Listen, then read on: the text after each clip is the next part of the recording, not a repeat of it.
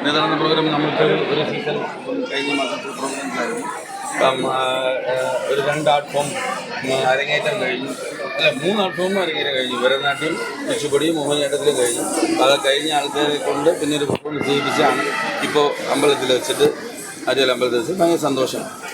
Usually dance സ്കൂളിൽ നമുക്ക് stages കിട്ടുന്നില്ല എന്നുള്ളതാണ് ഏറ്റവും വലിയ, എല്ലാ കുട്ടികൾക്കും അതെ പഠിച്ച് തുടങ്ങുമ്പോഴേ സ്റ്റേജ് കളിക്കണം എന്നുള്ളതാണ് എല്ലാവരുടെയും ആഗ്രഹം. പക്ഷേ പണ്ടുള്ള ഒരു സിസ്റ്റമിൽ അങ്ങനെയല്ല.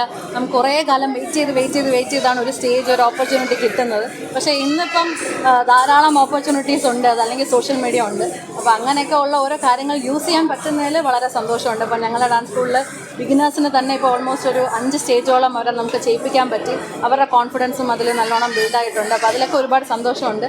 അരങ്ങേറ്റം കഴിഞ്ഞ കുട്ടികളാണ് ഇന്നിവിടെ പെർഫോം ചെയ്തത്. ഓൾമോസ്റ്റ് ഒരു 51 സ്റ്റുഡൻസ് ഉണ്ടായിരുന്നു. അപ്പം ഭയങ്കര സന്തോഷമുള്ളൊരു ഡേ ആണെന്ന്. ആൻഡ് മീഡിയ ഒക്കെ കവർ ചെയ്യാൻ വന്നതും ആക്ച്വലി വളരെ ഒരു സർപ്രൈസിങ് ആയിട്ടുള്ളൊരു കാര്യമായിരുന്നു. കാരണം ഞാൻ ഒരിക്കലും ക്ലാസിക്കൽ ഡാൻസേഴ്സും ഇവിടെ ഡാൻസ് സ്കൂളിൻ്റെ കുട്ടികളുടെ പെർഫോമൻസൊക്കെ അങ്ങനെ സപ്പോർട്ട് ചെയ്ത് ഞാൻ ഇതുവരെ കണ്ടിട്ടില്ല. പക്ഷേ എൻ്റെ സ്റ്റുഡൻസിന് അങ്ങനെ ഒരു ഭാഗ്യം ലഭിച്ചതിൽ എനിക്ക് വളരെയധികം സന്തോഷമുണ്ട്. So thanks to each one of U.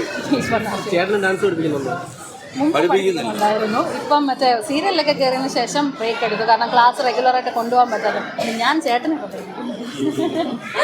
അപ്പോൾ നിങ്ങൾ ഡാൻസ് പരമായിട്ടാണ് ആദ്യമായിട്ട് പരിചയപ്പെടുന്നത്? അതെ ഡെഫിനറ്റ്ലി. അപ്പോൾ അതുകൊണ്ടാണ് ചേട്ടൻ ഫുൾ സപ്പോർട്ടാണെന്ന് മനസ്സിലായത്. അതും ഒരു റീസൺ. പിന്നെ ചേട്ടൻ്റെ മക്കളെ ഞാനാണ് പഠിപ്പിക്കുന്നത്. അപ്പോൾ സപ്പോർട്ട് ചെയ്തേ പറ്റുള്ളൂ, അങ്ങനെ നിൽക്കാൻ പറ്റുമോ. ചേട്ടൻ്റെ അഭിനയമൊക്കെ ഇപ്പം ചക്കപ്പഴത്തിലൊക്കെ ഉണ്ടായിരുന്നു. ചക്കപ്പഴത്ത് നടത്തി ഇപ്പം കൗമുദിയിലാണ് പുതിയൊരു സീരിയലിങ് വരുന്നത്. ചേച്ചി എങ്ങനെ അഭിനയിക്കാനൊക്കെ വിടും? ഓപ്പർച്യൂണിറ്റി വരുന്നുണ്ട്? അങ്ങനെ വലിയ താല്പര്യമില്ല, അങ്ങനെ വിടാം അങ്ങനെയൊന്നുമില്ല, വിടാറൊക്കെ ഉണ്ട്.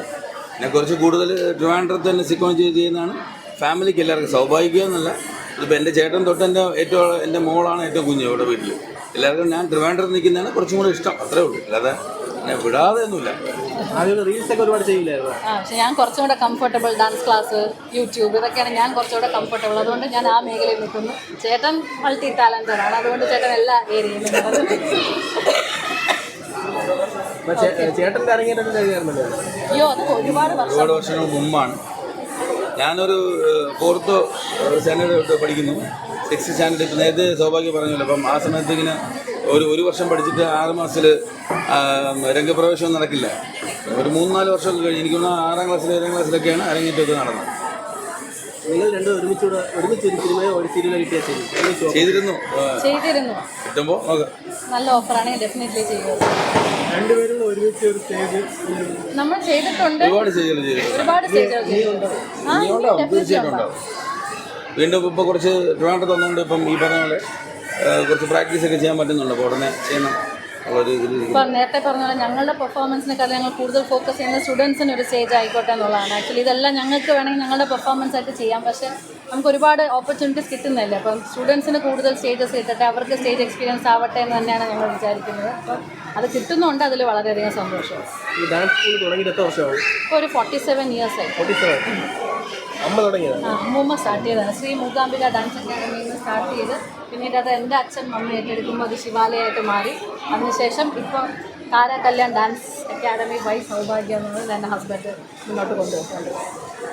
അമ്മയെ കൂടെ ഒന്ന് വിളിക്കാം. അമ്മയ്ക്ക് സംസാരിക്കാനുള്ളൊരു ബുദ്ധിമുട്ട് കാരണമാണ് അമ്മ വരാത്തത്.